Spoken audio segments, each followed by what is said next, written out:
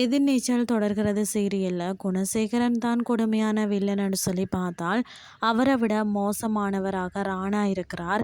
தர்சினியை அவரையும் ஆள் வச்சு கடத்தி வைத்துட்டு குணசேகரன் வீட்டில் நுழைய ஒரு பிளான் போட்டு இப்போது குடும்பத்துக்குள்ளே சென்று விட்டார். ராணா வந்ததில் இருந்து அவர் பக்கம் குணசேகரன் திரும்ப கதிர் செம்ம கோபத்தில் தற்போது இருக்கிறார். இதற்கிடையில் தர்சினியை தேடி சென்ற ஜனனி அவரை காப்பாற்றி விட்டார். ஆனால் உடனிருந்தவர் இறந்து விட்டார். அதாவது பார்த்தீங்கன்னா சக்தி வீட்டிற்கு வந்து எவனோ ஒருத்தன் தான் திட்டம் போட்டு இதெல்லாம் செய்கிறான், ஆனால் அவன் யார் என்று தெரியலை என கூற கரிகாலன் எனக்கு தெரியும் ராவணன் தான் என்று சொல்கிறார்.